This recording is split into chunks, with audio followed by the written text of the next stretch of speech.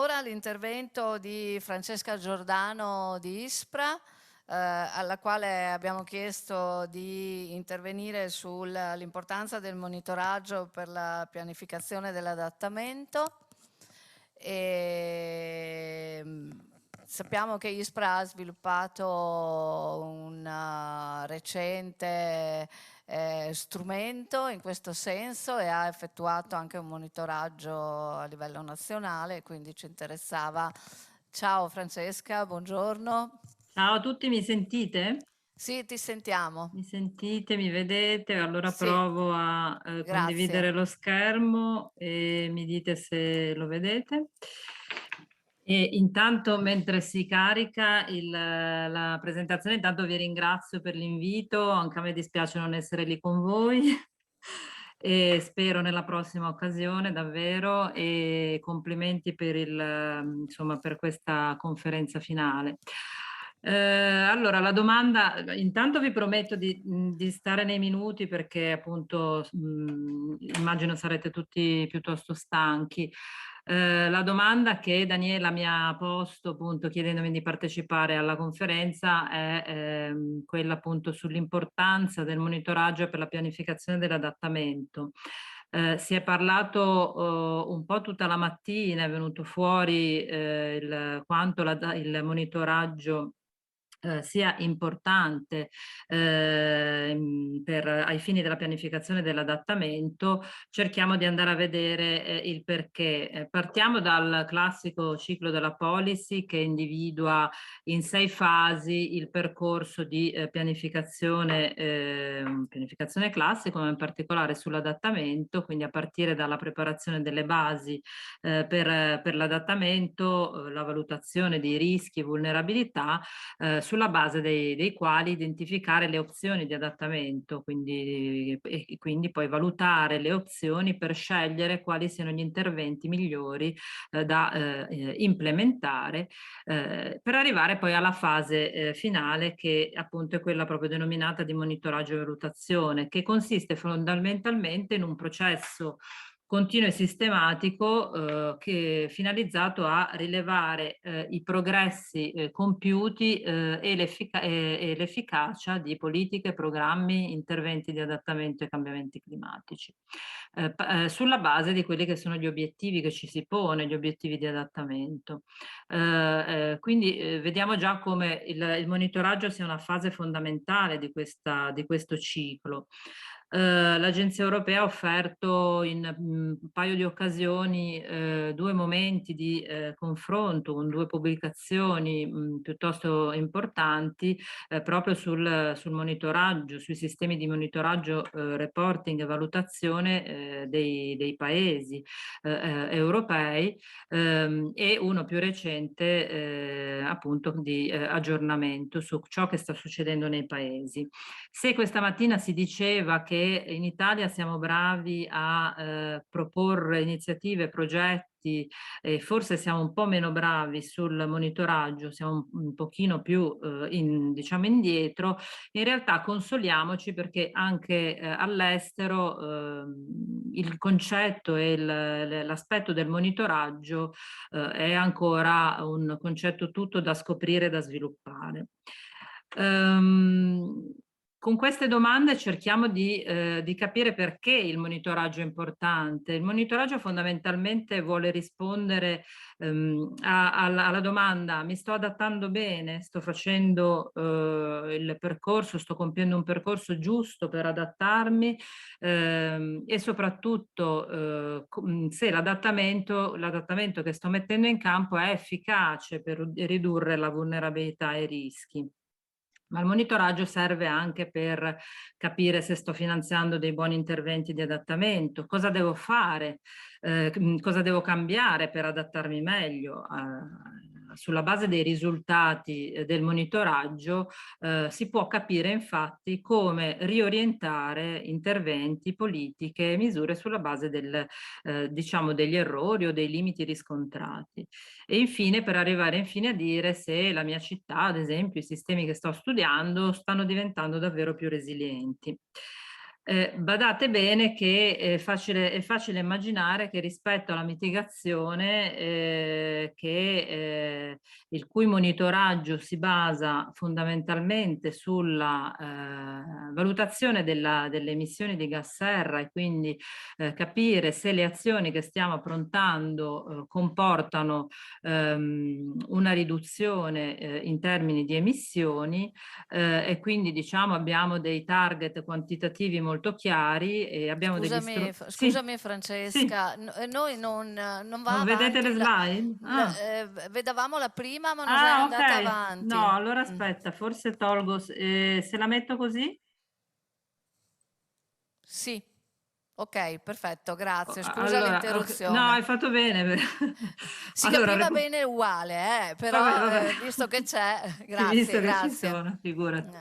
Allora, per ritornare indietro, vabbè, non perdiamo tempo, comunque il ciclo della policy, monitoraggio e valutazione, e avevo citato i due rapporti dell'Agenzia Europea per capire come anche a livello europeo ci si sta muovendo su questo tema, quindi il confronto è ancora molto attivo, e per arrivare appunto a queste fatidiche domande su mi sto adattando bene, sono efficace soprattutto nel implementare le azioni.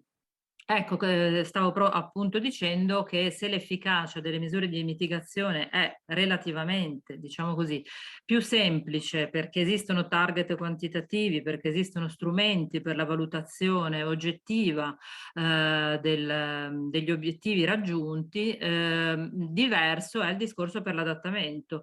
Non è facile stabilire dei target quantitativi da raggiungere, non abbiamo degli strumenti, dei vulnerometri o dei rischiometri, degli strumenti che ci consentono di misurare quantitativamente se la vulnerabilità dei nostri territori si sta riducendo grazie alle nostre azioni. Quindi è un compito molto più difficile e per questo appunto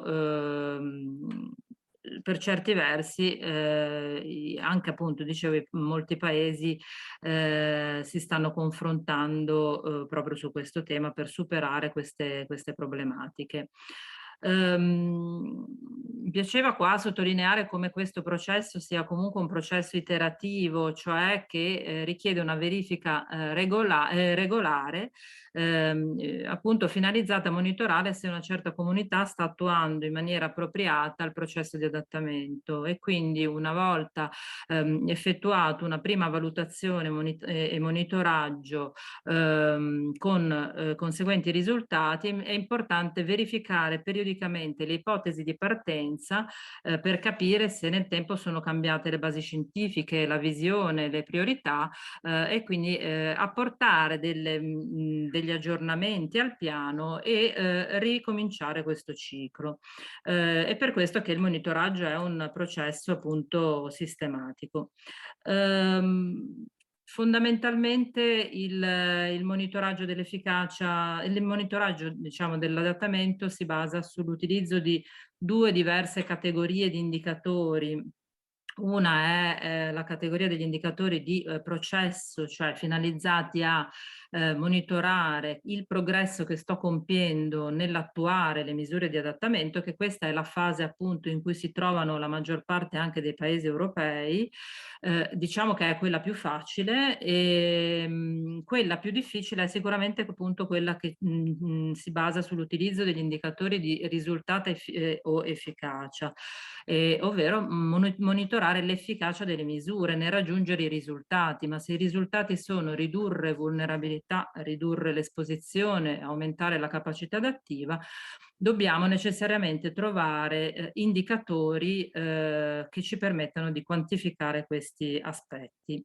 Il lavoro a cui accennavi tu appunto nell'introdurmi, in realtà il recente lavoro che abbiamo presentato è il rapporto sugli indicatori di impatto dei cambiamenti climatici che ha sicuramente un ruolo importante nel lavoro di monitoraggio, in questo caso a livello nazionale, proprio perché cerca di dare un contributo contributo alla conoscenza, quindi allo stato, al quadro conoscitivo di partenza, rispetto al quale andare poi successivamente a monitorare attraverso opportuni indicatori gli eventuali cambiamenti che si riscontreranno a valle dell'implementazione delle misure appunto diciamo fondamentalmente previste dal piano nazionale. Ecco, questo lavoro era nato proprio da un'esigenza emersa a livello di piano nazionale, ma rappresenta comunque un'esperienza che può essere replicata anche su scale diverse. Una carrellata velocissima portando alcuni esempi di PAESC, si è già parlato molto, ma ovviamente anche i PAESC pongono al centro dell'attenzione il discorso del monitoraggio e quindi chiamando i firmatari a presentare una relazione di monitoraggio sia relativa agli aspetti di mitigazione che di adattamento, quindi ogni 2 anni a partire dall'adozione del piano, anche in questo caso individuando opportuni indicatori. Un esempio che a proposito di progetti LIFE abbiamo realizzato in collaborazione con il partenariato del progetto LIFE Sec Adapt, di cui noi siamo stati diciamo consulenti di supporto, un sistema online per il monitoraggio proprio di indicatori di mitigazione e adattamento a livello locale, quindi con la possibilità di dare ai comuni una sorta di osservatorio attraverso delle dashboard, dei cruscotti per vedere come nel tempo determinati indicatori si possono modificare grazie all'implementazione delle misure. Per andare all'ultimo esempio e anche a un programma che hai citato tu, credo stamattina, Daniela, il programma sperimentale di interventi di adattamento in ambito urbano, che mi dà l'occasione di accennare a un'iniziativa, secondo me, molto importante da parte del Ministero della Transizione Ecologica. È la prima iniziativa finalizzata a supportare le città, in questo caso comuni con popolazione superiore ai 60.000 abitanti, nell'implementare, nel realizzare interventi sperimentali, chiamiamoli ancora così, di adattamento in ambito urbano. E quindi è sicuramente un'esperienza perfettibile, migliorabile, ma è la prima e credo un'importante occasione per i comuni per cominciare a mettere in pratica interventi veri e propri di adattamento. E anche qua per capire quanto il monitoraggio sia importante, ovviamente in questo caso è lo strumento che si utilizza, è sempre basato su indicatori, quindi sia indicatori di avanzamento che consentono all'ente finanziatore di capire come sta progredendo lo stato di realizzazione degli interventi, quindi come avanza la realizzazione, ma soprattutto proprio perché si tratta di un programma sperimentale, quello che interesserà tutti noi è capire l'efficacia degli interventi nel raggiungere gli obiettivi stabiliti. È importante quindi capire quali sono gli obiettivi, se è possibile individuare dei target quantitativi da raggiungere e capire quanto sarà l'efficacia di questi interventi. Nell'ottica di processo iterativo cui accennavo prima, ovviamente laddove l'efficacia si dimostri essere buona, gli interventi potranno essere replicati anche in altri contesti, laddove l'efficacia possa rivelarsi limitata, sarà comunque un'informazione importante per apportare quelle opportune correzioni agli interventi in modo appunto poi da poterli replicare in altri contesti. Ho riportato qua appunto un esempio di una delle azioni che verranno finanziate dal programma sperimentale, la realizzazione di spazi verdi o di forestazione urbana o periurbana, e quindi con esempi di indicatori di avanzamento e indicatori di efficacia. Concludo e quindi ho cercato di stare nei tempi, di essere piuttosto veloce. Concludo mettendo un po' in evidenza quella che è la Intanto necessità di lavorare appunto attraverso indicatori e nell'ambito di un sistema di monitoraggio, reporting e valutazione, di garantire ovviamente che gli obiettivi che ci si pone possono essere misurati, siano misurabili, monitorabili, con effetti che possono essere valutati. Dicevo, sull'adattamento è sicuramente più difficile, ma questa è una sfida che dobbiamo in qualche modo cogliere. Gli indicatori devono essere definiti chiaramente e soprattutto includano sia gli indicatori di processo e sia anche quelli di risultato, proprio perché possa essere garantita una maggiore comprensione di quella che è l'efficacia delle misure di adattamento. Io con questo concluderei proprio per cercare di rimanere nei tempi. Ho fatto una carrellata molto veloce che spero abbia aiutato a capire un pochino il significato del monitoraggio e la sua utilità. Grazie M- Francesca, ti Mi ringrazio spiace che vi devo moltissimo. però abbandonare praticamente subito. Siamo notevolmente in ritardo, in effetti. Va bene, grazie, grazie ancora e alla prossima volta. E tanto sappiamo che continueremo a sentirci e A a collaborare, collaborare. certo. Grazie, grazie Ciao, ciao. ancora. Bene.